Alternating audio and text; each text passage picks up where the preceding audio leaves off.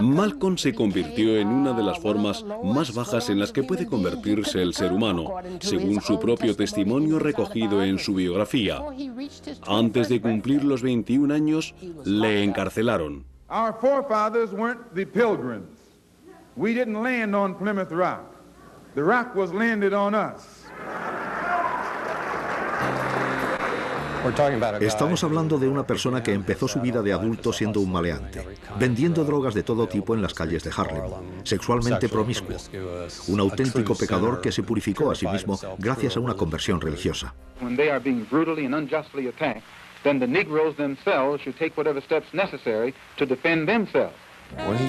Cuando hablaba, no se andaba con rodeos. Iba al grano. Golpeaba con la verdad, como si alguien te golpeara con algo y te abriera la cabeza en dos.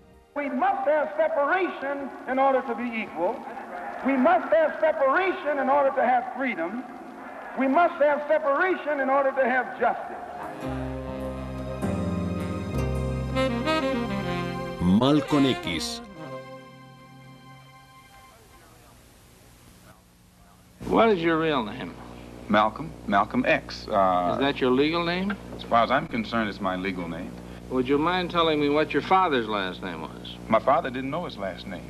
The last name of my forefathers was taken from them when they were brought to America and made slaves. And then the name of the slave master was given, which we refuse. We reject that name today. You mean you won't even tell me what your father's supposed last name was or gifted last name was? I never acknowledge it whatsoever.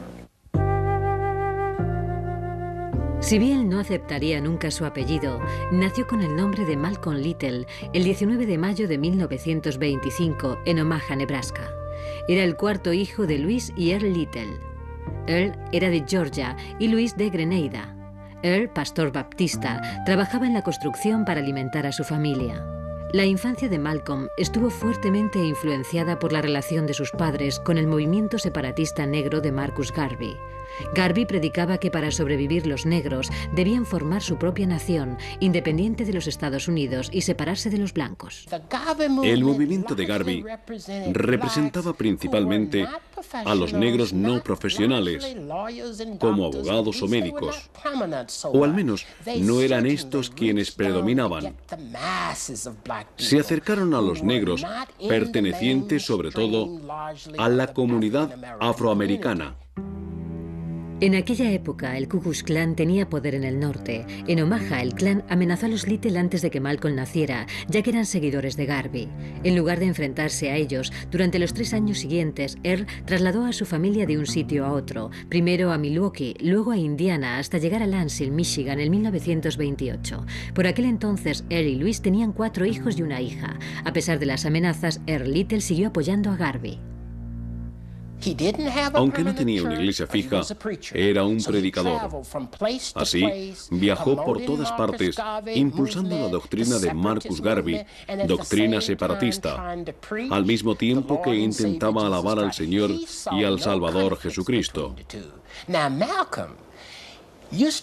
Para él, ambas acciones eran compatibles.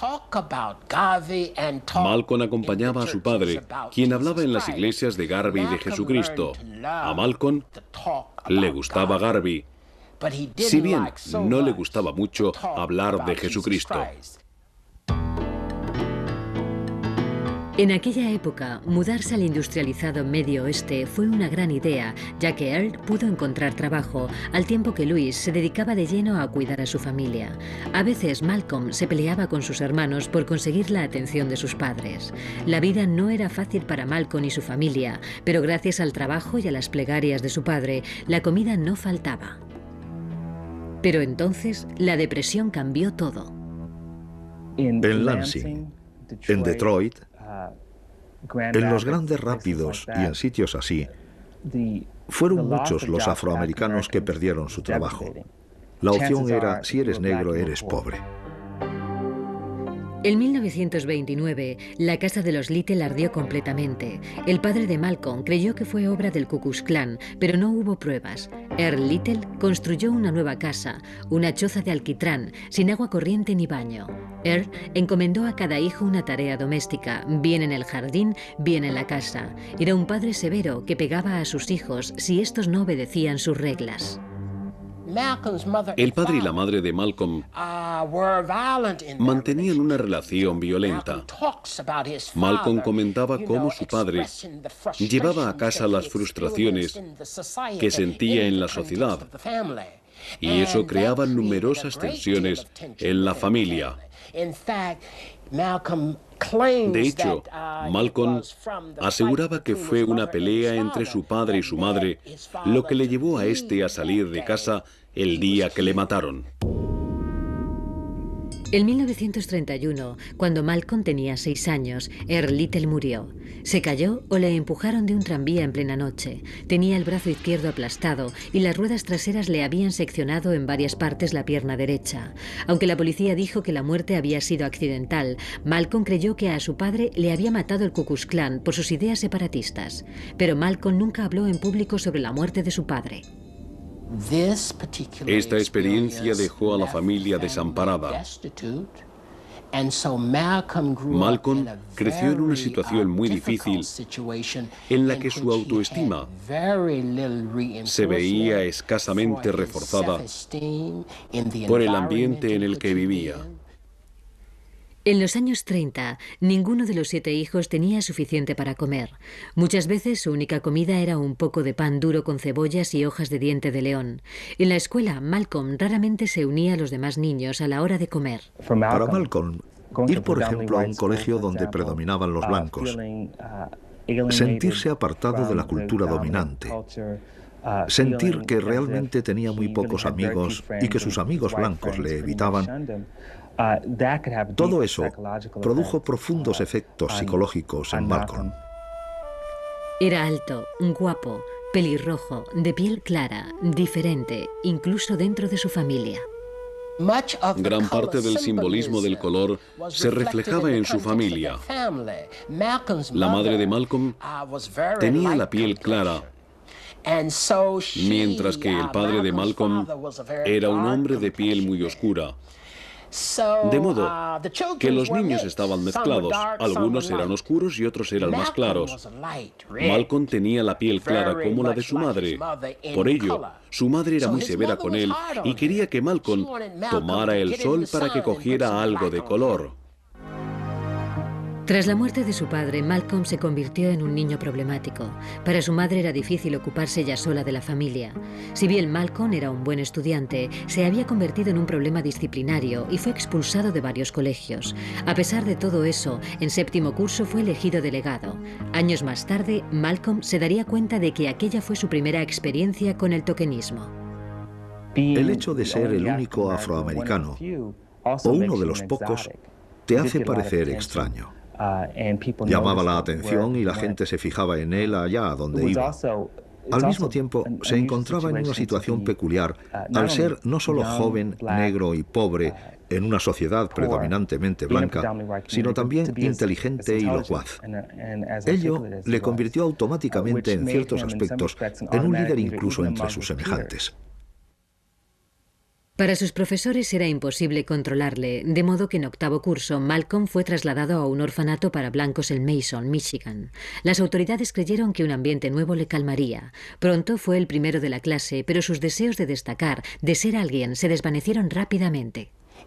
De hecho, cuando estaba en 8º curso, se produjo un incidente que le llevaría a abandonar los estudios, que le avergonzó, que le hizo sentir que no era importante.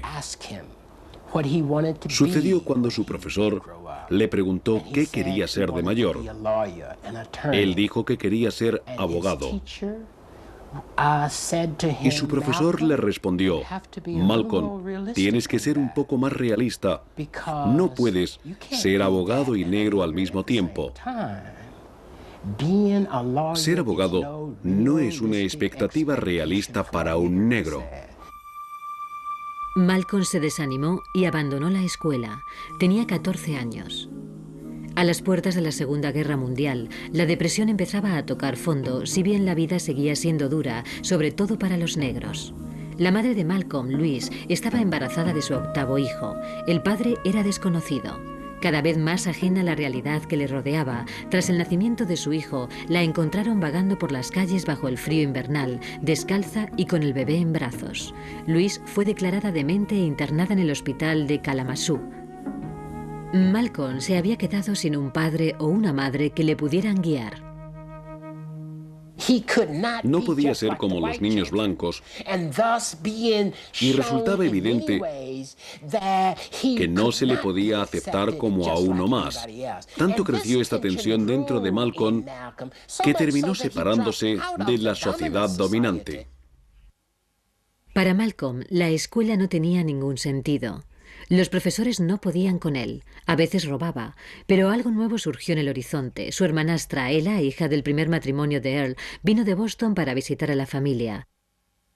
Cuando volvió a su casa, le preguntó a Malcolm si le gustaría pasar el verano con ella. Sabía que su hermanastro estaba pasando por un momento difícil y se propuso ayudarle. Pero Boston le abrió los ojos a Malcolm. Boston era una gran ciudad.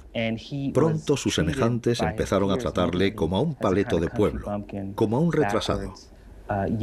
Vio que una forma de librarse de esa carga era entrar en una especie de subcultura rebelde, la cual en aquel caso giraba en torno a los trajes de campana y los jóvenes excéntricos. Una cultura juvenil predominantemente masculina que surgió a finales de los 30 y principio de los 40. Tras el verano, Malcolm regresó a Lansing, donde su familia seguía luchando por sobrevivir. Se sentía solo y escribió una carta a Ella diciéndole que quería vivir en Boston, a lo que ésta le respondió que era bienvenido. En febrero de 1941, regresó a la ciudad que cambiaría su vida para siempre.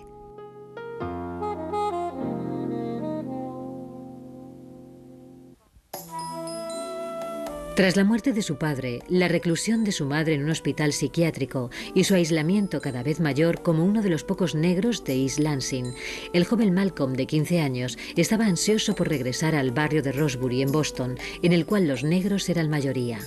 Una vez allí, dio a su hermana Ella más problemas de los que podía tratar. Literalmente, Ella salía a la calle a buscarle.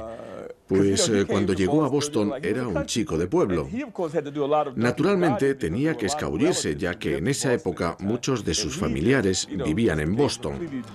Estaba fascinado y quería ver mundo. Malcolm quería ser como los negros de las salas de baile. Quería ser como los negros que no se avergonzaban de quiénes eran y que vivían en otro mundo. Quería ser parte de él. La gente iba a sitios como la sala Roseland, abarrotada de gente joven, donde los hombres vestían sus trajes anchos y las mujeres se identificaban con la cultura de los jóvenes extraviados. Malcolm se compró un traje de campana de vivos colores. Después tomó la dolorosa decisión de raparse el pelo a la moda y alisárselo, para lo cual usaba lejía, patatas y huevos. Empezaba una nueva vida. A pesar de que Ella quería que fuera abogado, que tuviera un oficio, Malcolm tenía unas ideas bien distintas. Tras años de forastero, por fin Malcolm había encontrado su sitio. Le aceptaron porque era locuaz. Le aceptaron porque acabó siendo un gran bailarín. Tenía estilo. Podía ponerse un traje y parecer otra persona. Una persona totalmente distinta. Olvidarse de su pasado y adentrarse en un mundo nuevo. Parte de ese mundo era la sala de billar, lugar sagrado y punto de encuentro de maleantes, jóvenes excéntricos, estafadores y delincuentes de poca monta. Jugaba al billar en esta sala todos los días y en esa época, en Rosebury, Malcolm tenía fama de ser uno de los hombres que mejor vestían de la ciudad, con su famoso traje de campana. Se había quedado a un lado viendo cómo los demás jugaban. Un día, en la sala de billar, Jarvis hizo una jugada magnífica y en la euforia perdió el reloj. Miré a Malcolm y le dije, no lo habrás visto, ¿verdad? Pues era un recién llegado. Sonrió maliciosamente. Me acerqué a él, le agarré y me preparé para golpearle. En ese momento, alguien me agarró el brazo y me dijo, no, él no ha cogido tu reloj. Ha sido otra persona, pero ya se ha ido. Entonces tuve que pedirle disculpas. Le recompuse la camisa y le dije, tío, lo siento, te he juzgado mal, etcétera, etcétera. Ese fue el principio de nuestra amistad. A pesar de sus trajes extravagantes, para sobrevivir, Malcolm tuvo que trabajar en lo que él llamaba trabajos de esclavos, trabajos humildes destinados a los negros. Trabajó como mozo de cocina en el tren de New Haven, sirviendo mesas y barriendo suelos. En clubes donde conoció a grandes artistas, Malcolm limpiaba zapatos. Estos trabajos le ofrecían dinero para comer, dejándole tiempo para perfeccionar sus habilidades de pequeño delincuente. En mi opinión, Malcolm era un auténtico profesional del timo. Era listo y aprendió estas cosas en la escuela de la calle, viviendo en las calles y rodeándose de maleantes. Podías encontrarte con él por la calle, como ya he dicho muchas veces, sin un duro, sacarte tus últimos $2 y tú se los dabas tan tranquilo. El hecho de trabajar en el tren le permitió viajar gratis y a menudo entre Boston y Harlem, Nueva York. Harlem era entonces la capital no solo de la cultura de los jóvenes excéntricos, sino también del mundo negro. Para Malcolm, ir a Harlem era como para muchos afroamericanos. Era, sin lugar a dudas, el lugar más apasionante en que se podía estar. Malcolm, que ya pertenecía a la subcultura de Boston, pasó a formar parte de la próspera economía sumergida de Harlem. Se convirtió en un chulo que proporcionaba prostitutas negras a hombres blancos. Durante la Segunda Guerra Mundial, Malcolm cometía pequeños robos a mano armada, organizaba apuestas, vendía marihuana. Frecuentaba los clubes de jazz, era traficante de poca monta y consumía toda la droga que encontraba. Los clubes donde se tocaba jazz eran lugares de intercambio para traficantes y consumidores de drogas. En definitiva, el mundo que rodeaba a Malcolm estaba infectado de drogas, de modo que le resultó difícil escapar de esa posibilidad. Pese a la atracción de Harlem, Malcolm siempre volvía a Boston, a Roxbury, donde era admirado por sus ropas llamativas y por su carismática personalidad. Era una especie de Romeo. Todas las chicas iban detrás de él. Era ese tipo de persona que cuando iba por la calle llamaba la atención. Con su pelo pelirrojo y su traje de campana enamoraba a todas las chicas. En las Navidades de 1945, Malcolm, en continua búsqueda de nuevos retos, salió de juerga en Cambridge con la intención de cometer un robo. Le acompañaban Jarvis y otras 3 chicas blancas, una de ellas la novia de Malcolm. Salimos a robar durante 2 semanas por diversión. Alguien del grupo dijo, venga, vamos a robar a la casa de alguien para divertirnos, para hacer algo arriesgado. Naturalmente, no lo hacíamos por dinero. Nos ganábamos la vida y teníamos nuestros propios derechos. Sería solo para divertirnos durante 2 semanas y después lo dejaríamos. Días más tarde, le detuvieron cuando intentaba recuperar un reloj que había empeñado. El grupo fue capturado, acusado y procesado en 1946. Malcolm y Jarvis no pudieron pagar la fianza y se les mantuvo en una jaula dentro de la sala del tribunal.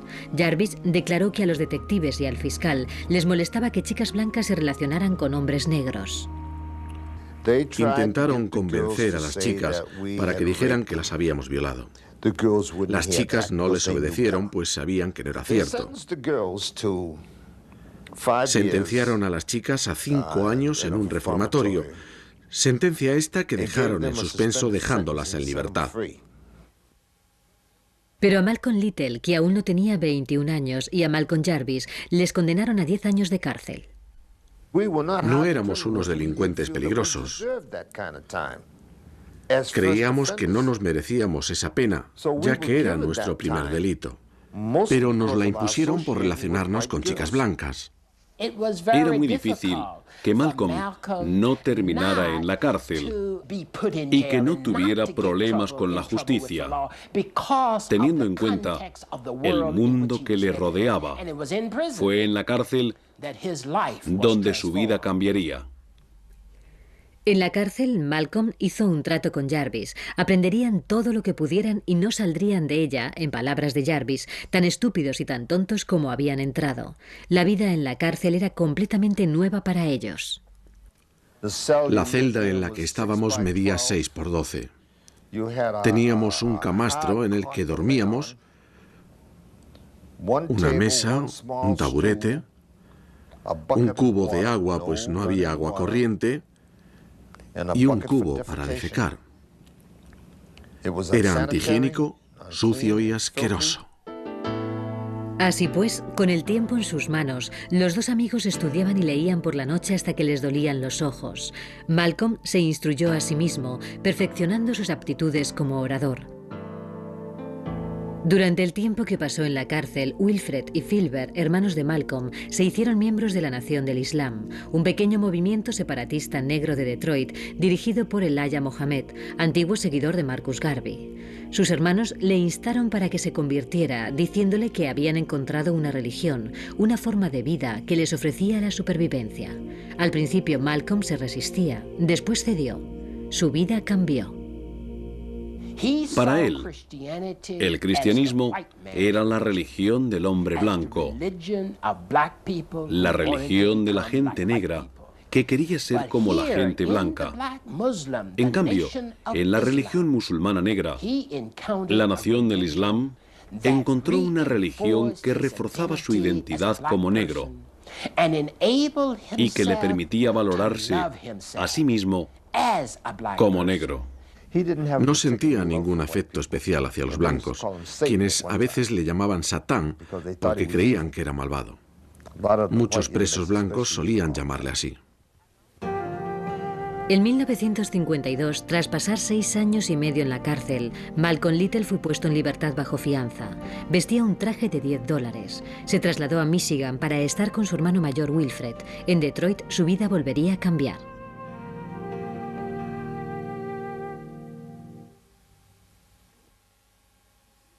Tras pasar 6 años y medio en la cárcel, Malcolm Little fue puesto en libertad en agosto de 1952. Se fue a Detroit, donde su hermano Wilfred le encontró un trabajo en la construcción e ingresó en la Nación del Islam. Trabajó mucho para que se le aceptara, para conseguir su X, su nuevo apellido, para su nueva vida como musulmán negro, que sustituiría el apellido de esclavo impuesto a sus antepasados. Malcolm pronto fue a Chicago, sede de la Nación del Islam, donde conoció a Elijah Mohammed y se convirtió oficialmente en Malcolm X. Su conversión religiosa era total. Fue un cambio radical, un giro completo. Una vida totalmente nueva, en la que el Malcolm delincuente se convertía en pastor de la religión del Islam. Cuando Malcolm salió de la cárcel, la Nación del Islam era una pequeña secta solitaria con unos 400 fieles. Malcolm dijo a Mohammed: tienes que llevar este mensaje a una audiencia mucho mayor. Así fue como se convirtió en reclutador. Como él mismo decía, salía a pescar a gente para que se uniera a la Nación del Islam.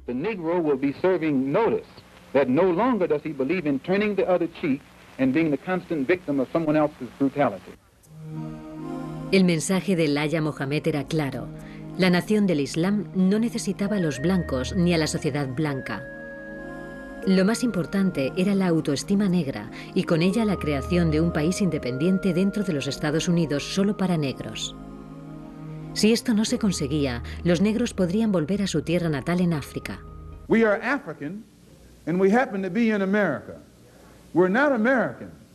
We are people who formerly were Africans who were kidnapped and brought to America. Our forefathers weren't the Pilgrims. We didn't land on Plymouth Rock. The rock was landed on us.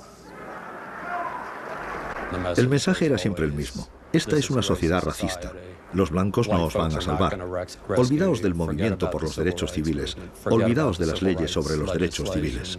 You will never get real freedom and recognition between black and white people in this country without destroying the country. Era un mensaje aterrador para los norteamericanos blancos y demasiado extremista para la mayoría de los norteamericanos negros, quienes veían cómo el movimiento por los derechos civiles empezaba a dar sus frutos. En 1954, en el caso Brown contra el Consejo de Educación, el Tribunal Supremo sentenció que las escuelas públicas debían acoger a niños negros. En 1955, Rosa Parks protagonizó un boicot en un autobús de Montgomery al negarse a ocupar los asientos traseros del autobús. Martin Luther King Jr., de 26 años, empezaba su carrera como líder en la lucha por la integración.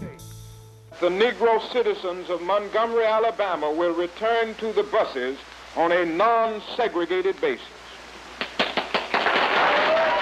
Mientras tanto, la Nación del Islam luchaba por conseguir credibilidad.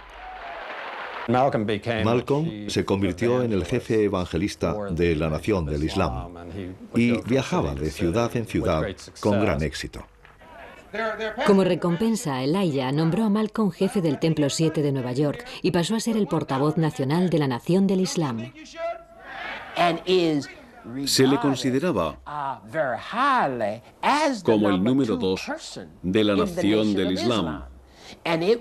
Y el hecho de ser considerado como el número 2 acabaría por generar todo tipo de envidias en el seno del movimiento. Elijah consideraba a Malcolm como a un hijo y le dijo que debía casarse por el bien del movimiento. En enero de 1958, a la edad de 32 años, Malcolm se casaba con Betty Sanders, una chica con estudios que aspiraba a ser enfermera. Se trasladaron a una pequeña casa en East Elmhurst, en Queens, propiedad de la Nación del Islam. En noviembre de ese mismo año nació Atala, la primera de sus 6 hijas. Malcolm era un padre atento, un buen marido, pero casi nunca estaba en casa. Lo primero era su trabajo de misionero y su mensaje. Los negros llevaban siglos privados de su libertad. Era el momento de hacer algo al respecto. In the areas of the country where the government has proven itself unable or unwilling to defend the Negroes when they are being brutally and unjustly attacked, then the Negroes themselves should take whatever steps necessary to defend themselves. Gracias a los esfuerzos de Malcolm y a su carisma, el movimiento empezó a crecer rápidamente. Para Malcolm resultaba fácil controlar a los demás. Era como John Wayne. Malcolm reunía todas las cosas que vemos en nuestros héroes de las películas. Los héroes no aceptaban nada de nadie y siempre tenían el mejor papel. Era alto, delgado, guapo, irresistible. Tenía una sonrisa luminosa, cautivadora. Malcolm estaba en todas partes, hablaba en los campus de las universidades, pronunciaba discursos por la calle, aparecía en la radio y en la televisión. A medida que fue conociendo mejor Estados Unidos, su filosofía empezó a cambiar. Para Elijah Muhammad, el movimiento era estrictamente religioso. Alá se encargaría de castigar al demonio blanco. En cambio, Malcolm no quería depender de Dios. Fue el inicio de la ruptura entre Malcolm y la Nación del Islam. Pero había algo que abriría aún más la brecha. Malcolm descubrió que Elijah era el padre de nada más y nada menos que 8 hijos ilegítimos. Sabía que si la historia se hacía pública perjudicaría seriamente al movimiento. Reunió a los pastores de su confianza para advertirles del peligro. Las 3 personas a quienes se lo dijo inmediatamente pusieron sus palabras en entredicho. Llamaron a la sede de Chicago y dijeron que Malcolm estaba blasfemando al mensajero. Era centro de numerosas envidias, por lo que creo que a estas personas les motivó en parte la envidia. Una de ellas era Louis Farrakhan. Para Malcolm resultó bastante desolador descubrir que Elijah Muhammad era el mayor de los hipócritas. Con ello, se derrumbaban los cimientos en los que había basado sus ideales. Sus contactos con Elijah pasaron a ser escasos. Raramente se le nombraba en Habla Mohammed, el periódico que éste había creado. A pesar de sus problemas, Malcolm continuó predicando el Evangelio de la Nación del Islam. Give us a chance to solve our own problem among ourselves on some land of our own, instead of continually trying to force us into white society, where the white society knows we're absolutely not wanted Malcolm no comprendía que se pudiera dar libertad a los afroamericanos intentando ser como los blancos. No comprendía que los blancos acabaran por aceptarnos completamente como seres humanos. No comprendía por qué el movimiento por los derechos civiles se esforzaba tanto por conseguir que se nos sirviera una taza de café en un bar, pues para él una taza de café era un precio a pagar demasiado pequeño después de 250 años de esclavitud. Al mismo tiempo que el movimiento por los derechos civiles adquiría cada vez más importancia, la nación del Islam perdía adeptos, fiel a sus deseos de separatismo. Si bien mantenía su fe religiosa, Malcolm empezó a dirigir sus pasos hacia la política, lo cual inevitablemente le distanciaba aún más del Aya Mohammed. Aunque cada vez eran mayores las diferencias entre Malcolm y la nación del Islam, de cara al exterior estas no existían. Se mostraba tan inflexible y tan convencido como siempre. The Honorable Elijah Muhammad says that the only solution for the problem is that our people, of which there are now 22 million, be involved in a mass exodus back to our own homeland. Pese a su adherencia a la línea del partido, Malcolm cada vez estaba más alejado de Elijah Muhammad y su círculo de influencia. El asesinato del presidente John Fitzgerald Kennedy el 22 de noviembre de 1963 proporcionó a la nación del Islam una manera de limitar la creciente influencia de Malcolm. Elijah Muhammad no quería que nadie hablara sobre la muerte de Kennedy. La razón de ello era que se trataba de una persona querida no solamente por los norteamericanos blancos, sino también por los negros. El 1 de diciembre, Malcolm pronunció un discurso estándar, pero como novedad formuló preguntas, y la primera de ellas era sobre la muerte de Kennedy. Dijo que era tirarse piedras sobre su propio tejado. Justo lo que no debía haber dicho sobre su relación con Elijah Muhammad. Era como tender una espada a sus enemigos. Elijah Muhammad sabía que el silencio era su mejor arma contra Malcolm, así que le suspendió por 3 meses. En enero de 1964, Malcolm se reunió en secreto con Elijah en Phoenix. Allí se le informó de que no tenía ninguna opción de que se le aceptara de nuevo. A ojos de la nación del Islam, sus ideas suponían una amenaza para la estructura de poder de Elijah Muhammad. No querían que Malcolm sucediera a Elijah Muhammad como líder del movimiento, y la mejor forma de hacerlo era asegurarse de que Malcolm era marginado y expulsado. Y aún peor, Malcolm empezó a recibir amenazas de muerte por teléfono, por carta y en la calle. En marzo de 1964, después de 3 meses de silencio y de una larga meditación, Malcolm abandonó la nación del Islam para formar su propia organización, la Mezquita Musulmana SL. Quería incorporar el movimiento por los derechos civiles y así ampliar su campo de acción, darle un carácter más político, infundir en él cierta agresividad. Malcolm llevó su mensaje a todos los rincones con renovada energía. En Washington, durante una conferencia sobre derechos civiles, coincidió casualmente con Martin Luther King. Ambos hombres únicamente se saludaron. En abril, pronunció un importante discurso en el que definía su nuevo activismo. The ballot is as powerful as the bullet. At least they're both important. And if you don't use the ballot, you're going to have to use the bullet. La nación del Islam, en su deseo por librarse de Malcolm, emitió una orden de desahucio por la que Betty y sus 3 hijas debían abandonar su casa. Malcolm y su familia no lo hicieron.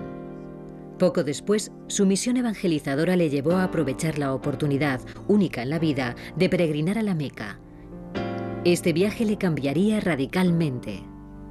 I didn't see any racism. I didn't see any conflict between the people over there because of the colors of their skin or the differences in color of skin. Muchos en Estados Unidos querían creer que Malcolm había abandonado sus ideas extremistas. Lo que la mayoría de los blancos quería era que Malcolm actuara como si el racismo hubiese desaparecido y por lo tanto como si le gustaran todos los blancos. Y Malcolm no podía decir eso. En 1964, Malcolm fundó la Organización de la Unidad Afroamericana, creada para llegar a los negros de todo el mundo como ejemplo de hermandad. A diferencia de otros líderes de la época, Malcolm X tenía una política exterior. Cuando viajó a África, le trataron casi como si fuera el secretario de Estado, tanto de los negros norteamericanos como del resto del mundo. Pero para el gobierno norteamericano, Malcolm era un revolucionario. Malcolm era un hombre perseguido. Agentes del gobierno norteamericano, tanto en el Departamento de Estado como en la CIA, controlaron todos sus movimientos en África. Cuando regresó a casa, el ambiente era bastante tenso. Frecuentemente aparecían en el periódico de la Nación del Islam, Habla Mohammed, artículos difamatorios contra él. El más famoso lo escribió Louis Farrakhan, en aquel entonces Louis X, quien había sido protegido de Malcolm. El propio Malcolm lo describió como una sentencia de muerte. Durante diciembre de 1964 y enero de 1965, las amenazas se sucedieron, llegando incluso a atentar contra su vida en varias ocasiones, atentados asumidos por personas inspiradas en la Nación del Islam. Le dije, si en algún momento piensas que estos hermanos no van a intentar acabar contigo, estás equivocado. Yo creo que sabía que le perseguían y que sus días estaban contados. El 14 de febrero de 1965, a primera hora de la mañana, su casa fue incendiada y destruida. Fue una auténtica suerte que él y su familia, 4 niños pequeños y su esposa embarazada de gemelos, no murieran. Realmente creo que Malcolm no quería morir. Quiero decir, sabía que le iban a matar. Sabía que le iban a matar. Malcolm mudó a su familia y prosiguió con su misión, pronunciando discursos en Detroit y Nueva York. Durante la semana posterior al incendio, los observadores le notaron muy tenso. El sábado 20 de febrero, el día anterior a su discurso en el auditorio Audubon de Harlem, se registró en el Hilton de Manhattan. Creo que le divertía el lujo. Solía bromear al respecto. Decía, ahora sé lo que los blancos nos han estado escondiendo durante estos años. A pesar de mantenerse oculto, las amenazas a su casa y al hotel no cesaron. El domingo por la mañana, Malcolm llamó a Dick Gregory a Chicago para preguntarle si vendría al discurso. Malcolm parecía triste. Sabía que algo iba a pasar. Entonces le dije, te quiero y me gustaría verte para saludarte. Pero él sabía que no sería así. Antes del discurso, Malcolm estuvo organizando un viaje al sur para finales de semana. Yo estaba entre bastidores, hablando con él. Recuerdo que por primera vez pensé que parecía acosado. Estaba de pie delante del atril. Era la forma habitual de dar la bienvenida. Oí que decía, Salam Aleikum. Alguien se levantó y dijo, negro, saca las manos de mis bolsillos. Lo próximo que oí fueron los disparos. En ese momento me levanté y salí corriendo hacia el auditorio. Era como una ráfaga de disparos. La primera ráfaga acabó con él. Le acribilló el pecho. Oía gente gritando y cayéndose al suelo. Yo también me caí. Aparecieron otros 2 tipos, uno con una Luger y el otro creo que con una 45, y dispararon contra su cuerpo sin vida, inerte.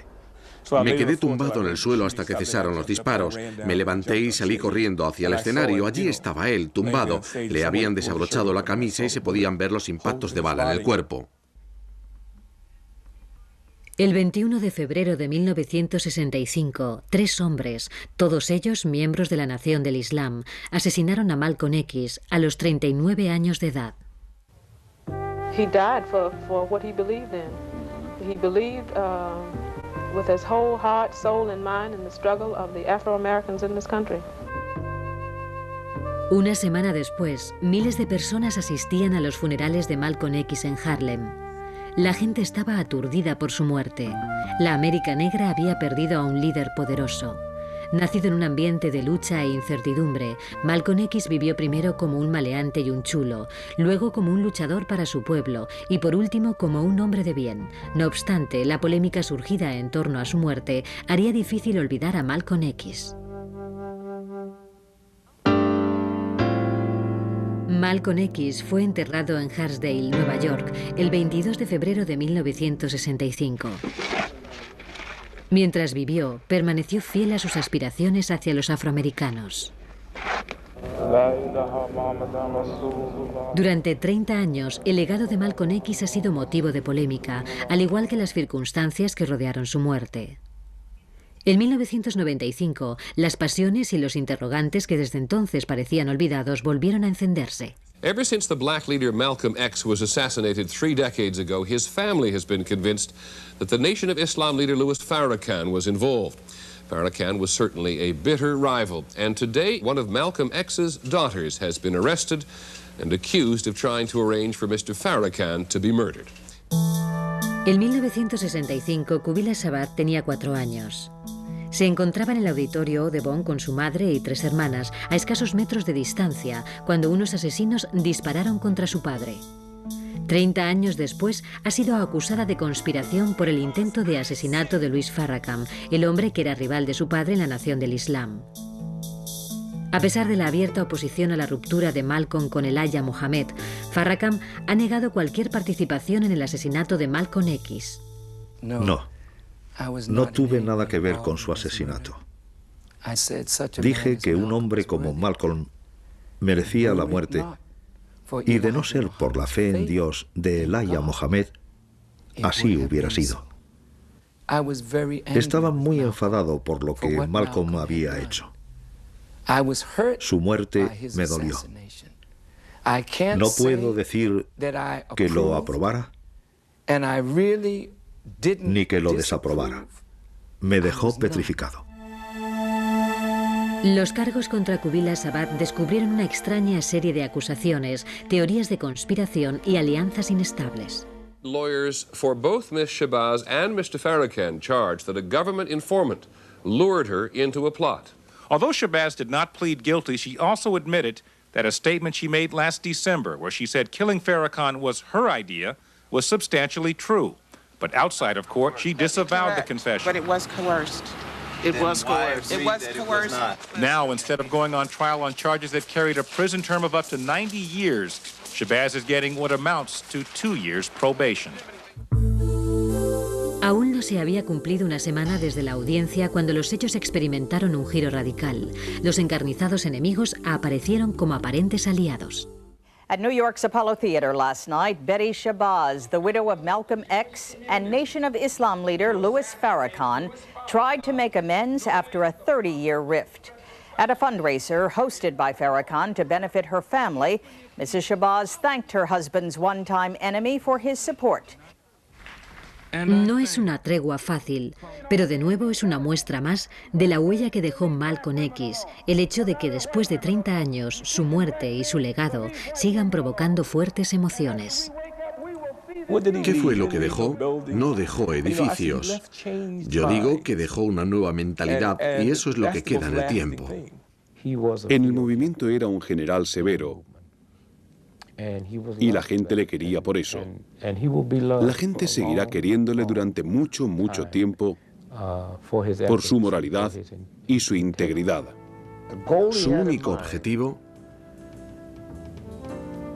era enseñar a la gente de este mundo a vencer al racismo allá donde surja.